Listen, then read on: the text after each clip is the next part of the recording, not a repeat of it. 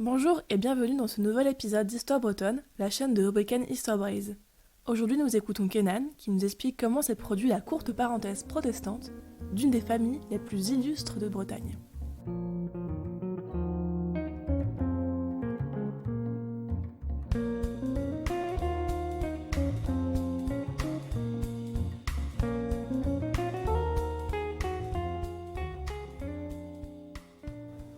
Nombreux sont ceux, surtout en Bretagne, qui connaissent le nom des Rohan. Pour ceux qui ne connaissent pas, il s'agit de l'une des plus illustres familles d'Europe. Issue de la haute noblesse bretonne, ducs et princes, avec plus de 1000 ans d'histoire et de célèbres châteaux, à commencer par celui de Josselin, situé dans le Morbihan.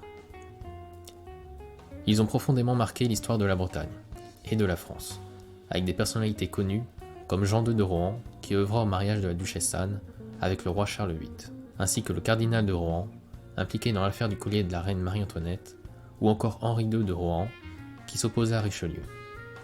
Pourtant, l'histoire protestante de cette famille est particulièrement méconnue. C'est ce que nous allons vous raconter dans ce podcast. Tout d'abord, qu'est-ce que le protestantisme ? Il s'agit d'une des branches du christianisme qui apparaît en 1517 avec les 95 thèses de Wittenberg, de Martin Luther, et qui rejette l'autorité du pape.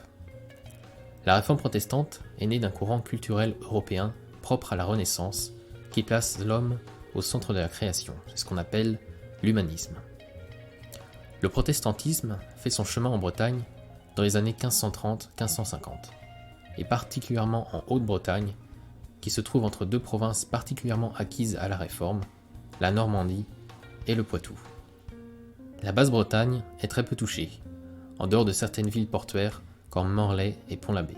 L'histoire protestante des Rohan commence avec Marguerite d'Angoulême, sœur aînée du roi de France François Ier, une femme très cultivée et ouverte sur les questions religieuses. Devenue duchesse d'Alençon en 1509, cette cité devient un important bastion des idées réformées. Et bien qu'elle souhaite voir l'Église catholique se réformer, elle ne se convertira jamais au protestantisme.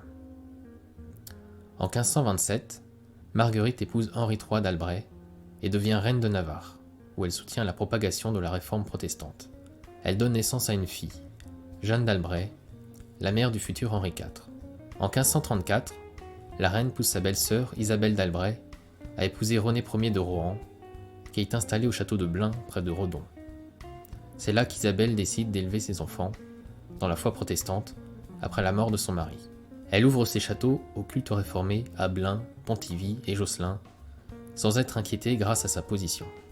Elle reçoit même du roi en 1560 la liberté de conscience pour elle et pour toute sa maison.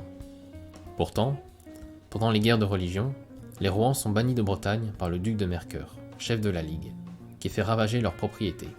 Quelques années plus tard, arrive Henri II de Rohan, l'une des plus grandes figures de la dynastie, fils de René II et de la très protestante Catherine de Parthenay. Petit-fils d'Isabelle d'Albret, il est cousin du roi Henri IV et de la dynastie écossaise des Stuart.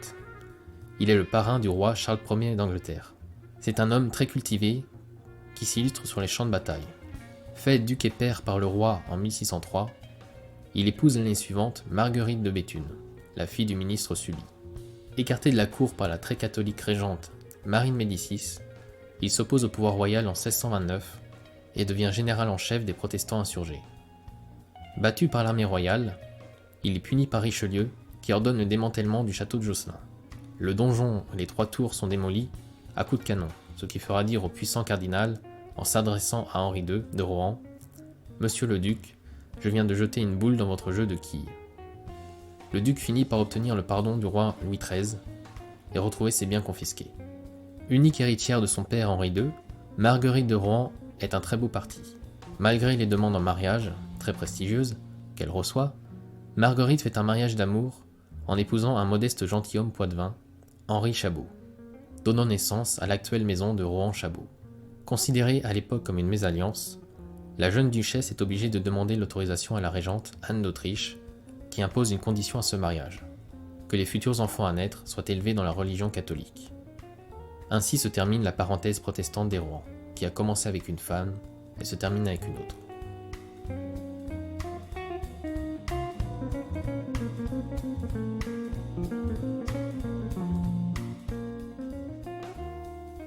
Merci de nous avoir écoutés et en attendant le prochain podcast, vous trouverez nos articles sur la page Facebook de Hoboken History Boys.